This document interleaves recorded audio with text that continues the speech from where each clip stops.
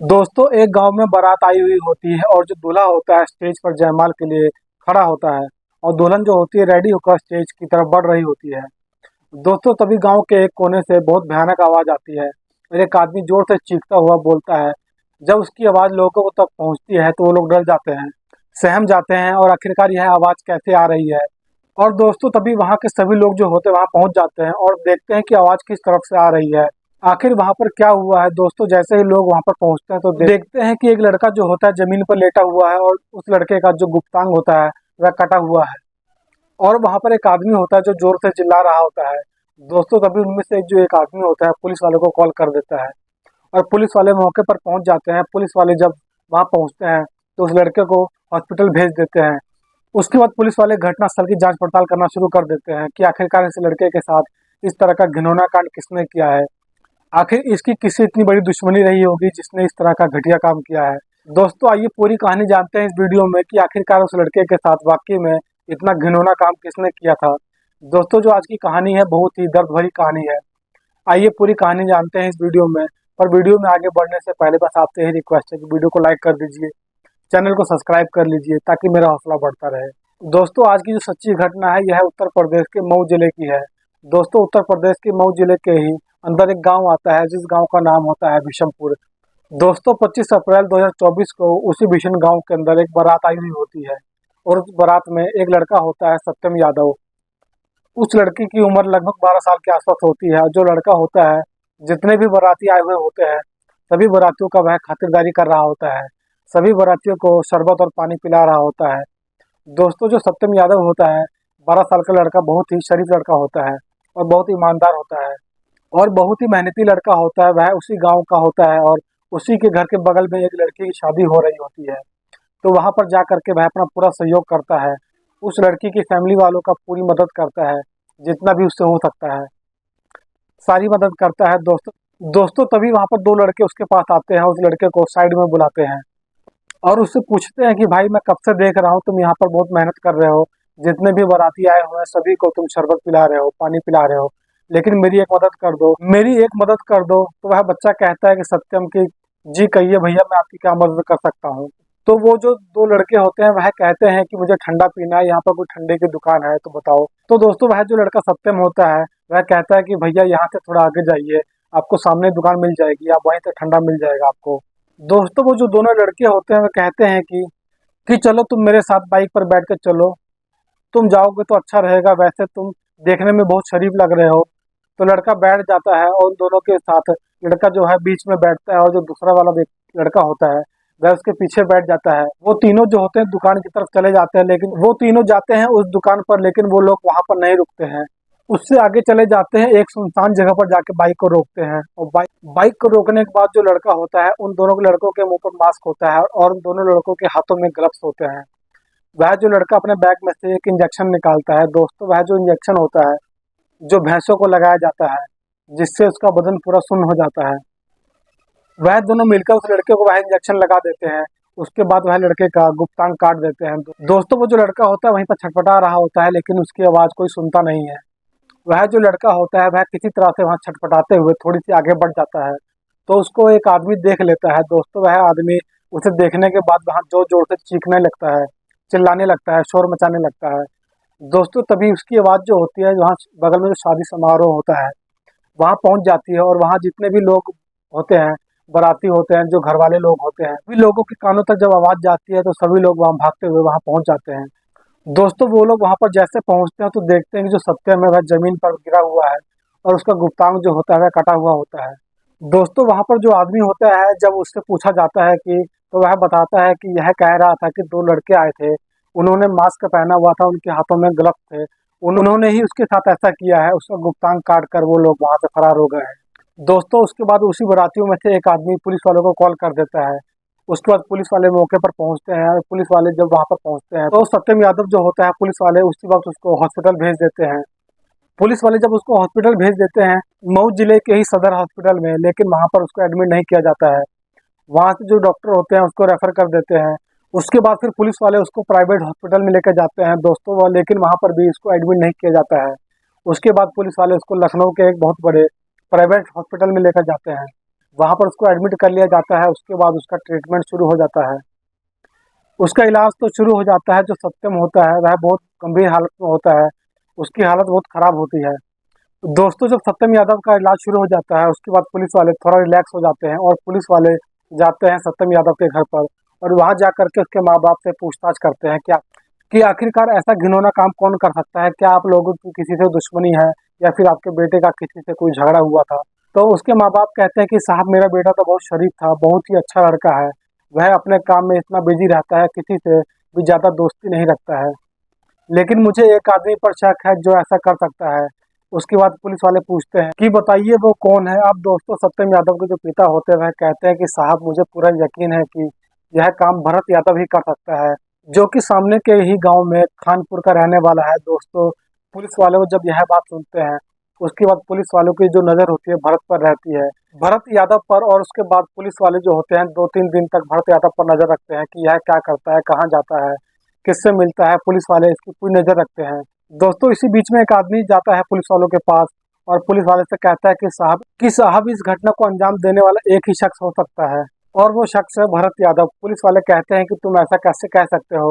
उसके बाद वो आदमी कहता है कि साहब हो ना हो भरत यादव ही यह कांड कर सकता है। दोस्तों उसके बाद जो पुलिस वाले होते हैं भरत यादव का पीछा करने लगते हैं और एक दिन पीछा करते करते पुलिस पुलिस वाले भरत यादव को एक सुनसान जगह पर पकड़ते हैं। उसके बाद जो भरत के पास जो कार होती है पुलिस वाले उस कार की तलाशी लेते हैं। दोस्तों जब पुलिस वाले उस कार की तलाशी लेते हैं, छानबीन करते हैं, तो उसके बाद उस कार में पुलिस वालों को एक ग्लव्स मिलता है, एक चाकू मिलता है और उसमें एक इंजेक्शन भी मिलता है जो कि भैंसों को दिया जाता है, भैंसों को सुन करने के लिए। दोस्तों जब वहां पर वो बरामद होते हैं तो पुलिस वाले भरत यादव को और उसके दोस्त को गिरफ्तार कर लेते हैं। उसके बाद उसको पुलिस वाले थाने में लेके जाते हैं। थाने में ले जाकर पुलिस वाले भरत यादव से पूछताछ करते हैं। लेकिन दोस्तों जो भरत यादव होता है बताने से बिल्कुल मुकर रहा होता है, मनगढ़ंत कहानियां बना रहा होता है। लेकिन जब पुलिस वालों की डंडों की जब मार पड़ती है तो भरत यादव जो होता है वह पूरी कहानी तोते की तरह उगलने लगता है। दोस्तों जब भरत यादव पूरी कहानी बताता है तो यह जो कहानी होती है 2 साल पीछे 2022 अक्टूबर के महीने में पहुंच जाती है। जो भरत यादव होता है वह बताता है कि 2022 में अक्टूबर का महीना होता है। एक लड़की होती है, विशमपुर गांव की रहने वाली होती है, बेहद ही खूबसूरत लड़की होती है। उस लड़की की पढ़ाई चल रही होती है, बीए की पढ़ाई कर रही होती है। बापू इंटर कॉलेज में वह लड़की अपनी पढ़ाई कर रही होती है। बीए कंप्लीट करने के बाद जो लड़की होती है वह कंप्यूटर का कोर्स भी करती है और साथ ही साथ सिलाई बुनाई भी सीख लेती है। वह सब पूरा कंप्लीट कर लेती है। तब तक उस लड़की की जो उम्र जो होती है शादी के लायक हो जाती है और जो उसके माँ बाप को उसकी शादी की टेंशन होने लगती है और इधर उधर अपने बेटी के लिए रिश्ता ढूंढने लगते हैं। दोस्तों जब लड़की के माँ बाप इधर उधर शादी की बात छेड़ देते हैं, लड़की की शादी की, तो 2-3 रिश्ते आते हैं। उसमें से एक रिश्ता खानपुर गांव से आता है। वह जो लड़का होता है उसका नाम होता है भरत यादव होता है। पेशे से एक बिजनेसमैन होता है, बहुत सारा काम करता है, सीजन सीजन पर हर तरह का बिजनेस किया करता था। दोस्तों उसके बाद जो उसकी फैमिली होती है वह दोनों फैमिली मिलकर यह तय करती है कि एक मंदिर में दोनों फैमिली मिलेंगे, वहीं पर हर चीज की बातचीत हो जाएगी। उसके बाद दोनों फैमिली की रजामंदी से वो दोनों फैमिली एक मंदिर में मिलते हैं। दोनों फैमिलियां एक मंदिर में मिलती हैं और वहीं पर लड़का लड़की एक दूसरे को देखते हैं। और जो लड़के की फैमिली होती है और लड़की की जो फैमिली होती है दोनों वहां पर होते हैं। सभी लोग एक दूसरे से बातचीत करते हैं, दोनों परिवार को यह रिश्ता पसंद हो जाता है। और जो भरत यादव होता है जब पहली बार मंदिर में उस लड़की को देखता है, पहले ही नजर में भरत यादव को उस लड़के से प्यार हो जाता है और वह जो लड़की होती है उसको पसंद आ जाती है। तो वहीं पर उन दोनों की सगाई तय कर दी जाती है। दोस्तों उसके बाद 1 हफ्ते के बाद भरत और लड़की की सगाई हो जाती है। सगाई के बाद शादी के लिए लड़के के माँ बाप 2 महीने का टाइम लेते हैं। लेकिन सगाई के बाद से ही भरत यादव जो होता है उस लड़की से फोन पर बातचीत करने लगता है, इधर उधर मिलने लगता है। दोनों के बीच में नजदीकियां बढ़ जाती हैं कि दोनों एक दूसरे के प्यार पे पागल हो जाते हैं। दोनों एक दूसरे के लिए लैला मजनू बन जाते हैं। लड़की क्या करती है, क्या नहीं करती, कहाँ जाती है, क्या पहनती है, क्या खाती है, यह सारी बातें अपने प्रेमी यानी कि अपने मंगेतर से भरत यादव को दिया करती थी। और इधर जो भरत यादव होता है वह भी दिन भर की जो क्या करता है, क्या खाता है, क्या पहनता है, जितनी भी इमोशन वाली होती हैं सारी बातें रात को अपने मंगेतर से किया करता था। दोस्तों इस तरह से धीरे धीरे वक्त गुजर रहा होता है और जो वो लड़की होती है वह कभी कभी मार्केट जाया करती थी, तो जो भरत यादव होता है उसको वहां पर बुला लिया करती थी और दोनों मार्केट में घूमते थे, साथ साथ खाते पीते थे, अपने अपने घर दोनों चले जाते हैं। दोस्तों दोनों की नजदीकियां इतनी बढ़ जाती हैं कि दोनों एक दूसरे के साथ मरने जीने की कस्में खा चुके होते हैं।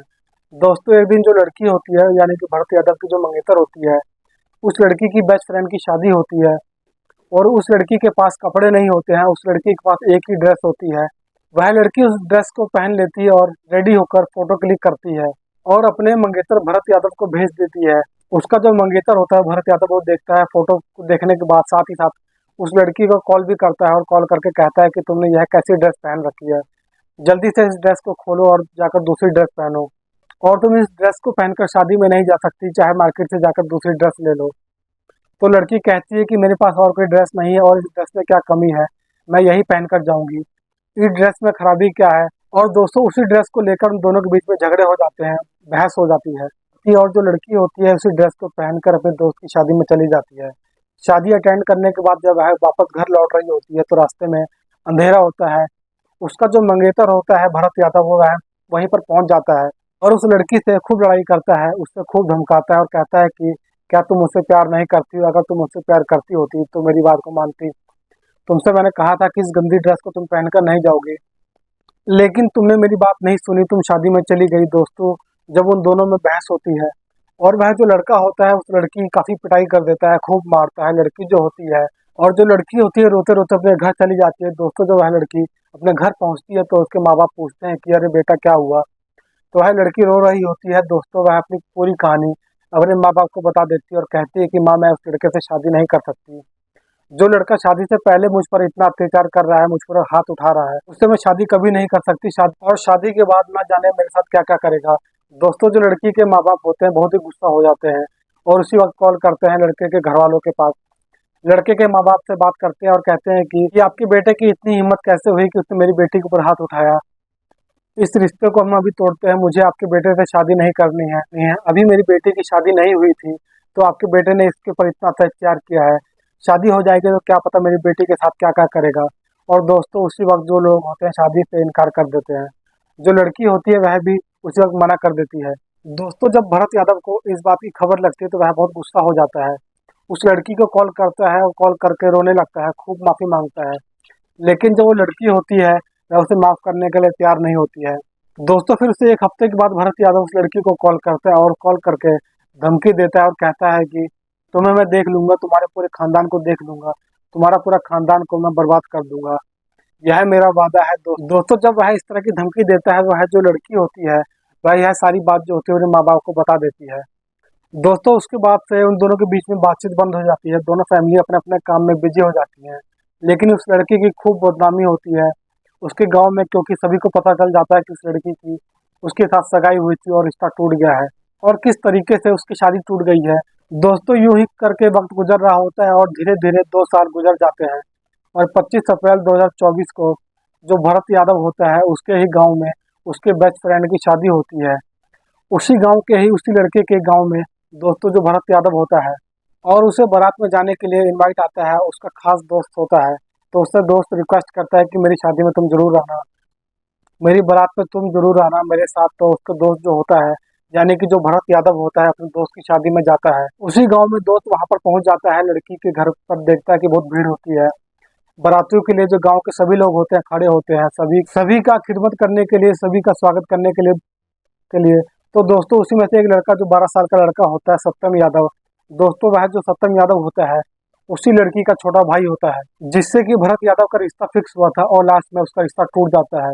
जब भरत यादव सत्यम को देखता है तो उसका 2 साल का गुस्सा जो होता है वह जाग जाता है और उसी वक्त वह ठान लेता है कि इस लड़के का काम तमाम करना है और वह अपने दोस्त को पकड़ता है और उसके साथ वह सारा सामान लिया हुआ था जो हमेशा वह अपने पास ही रखता था। उसके पास ग्लव्स होते हैं, मास्क होता है, चाकू होता है और वो जो इंजेक्शन होता है जिससे भैंसों को सुन्न किया जाता है। और उस लड़के को साइड में बुलाता है और उससे कहता है कि भाई मैं तुम्हें कब से देख रहा हूँ, तुम सभी बारातियों की खिदमत कर रहे हो, सभी का स्वागत कर रहे हो, देखभाल कर रहे हो, भाई मेरी भी एक हेल्प कर दो। तो दोस्तों जो सत्यम यादव होता है वह कहता है कि बताइए भैया मैं आपकी क्या मदद कर सकता हूँ। तो दोस्तों जो भरत यादव होता है वह कहता है कि भाई मुझे ठंडा पीना है, मुझे ठंडा कहाँ पर मिलेगा, मुझे एक ठंडे की दुकान दिखा दो कहाँ पर है। तो दोस्तों जो सत्यम यादव होता है वह उनसे कहता है कि भैया अगर थोड़ा यहाँ से आप आगे जाओगे तो आपको एक आगे दुकान मिलेगी जहाँ पर आपको ठंडा मिल जाएगा। तो दोस्तों जो भरत यादव होता है वह सत्यम से कहता है कि तुम भी मेरे साथ चलो, तुम बहुत अच्छे लड़के हो। तो वह कहता है कि तुम चलो साथ में तो अच्छा होगा। दोस्तों जो सत्यम यादव होता है उन दोनों के साथ बाइक पर बैठ जाता है। लेकिन जब वह सामने की दुकान आती है तो वह बाइक जो होती है, भरत यादव उस बाइक को वहां पर नहीं रोकता है। वहां से बाइक को ले जाता है, एक सुनसान जगह पर बाइक को रोकता है और तीनों बाइक से उतरते हैं। उतरने के बाद जो सत्यम यादव होता है, उसको जो इंजेक्शन वह लोग लगा देते हैं, वही इंजेक्शन जो भैंसों को लगाकर शून्य किया जाता है। उस इंजेक्शन को देने के बाद भरत यादव जो होता है, वह चाकू निकालता है, उस लड़के का जो प्राइवेट पार्ट होता है उसको काट देता है और वहीं पर वो छटपटाने लगता है और जमीन पर गिर जाता है। और जो दो लड़के होते हैं वहां से 9-2-11 हो जाते हैं, मतलब कि भाग जाते हैं। उसके थोड़ी देर के बाद वहां पर एक आदमी पहुंचता है और देखता है कि सत्यम जो है वह छटपटा रहा होता है। वह आदमी वहीं पर चीख चीख कर चिल्लाने लगता है। वह आदमी जोर जोर से चिल्लाता है और इतनी जोर से चिल्लाता है कि उसकी आवाज़ जो है शादी समारोह तक पहुंच जाती है। दोस्तों, जब आवाज़ को सुनने के बाद शादी समारोह में जितने भी लोग होते हैं, बाराती होते हैं, घर वाले होते हैं, दोस्तों दौड़कर वो लोग वहां पर पहुंचते हैं। पहुंचने के बाद वो लोग देखते हैं कि सत्यम यादव जो है जमीन पर गिरा पड़ा हुआ होता है, बहुत सारा खून बह रहा होता है। उसका जो प्राइवेट पार्ट होता है वो कटा हुआ होता है। दोस्तों, उसी वक्त वहां पर जो लोग होते हैं उसमें से एक आदमी जो होता है पुलिस वालों को कॉल कर देता है और पुलिस वाले वहां पर मौके पर पहुंचते हैं और पहुंचने के बाद सत्यम यादव को तुरंत ही हॉस्पिटल में भेज दिया जाता है। दोस्तों, जब पुलिस वाले भरत यादव के मुंह से पूरी कहानी सुनते हैं, पुलिस वाले उन दोनों को अपने हिरासत में ले लेते हैं और उसको जेल भेज देते हैं। और उसके बाद कोर्ट तय करेगा कि इन दोनों को क्या सजा मिलेगी और उसके बाद उन दोनों को सलाखों के पीछे भेज दिया जाता है। तो दोस्तों, यह रही कहानी। आप लोगों को कैसी लगी? अगर जरा सी भी अच्छी लगी हो तो वीडियो को लाइक कर दीजिए, चैनल को सब्सक्राइब कर लीजिए ताकि मेरा हौसला बढ़ता रहे। मिलते हैं अगली वीडियो में, तब तक के लिए जय हिंद।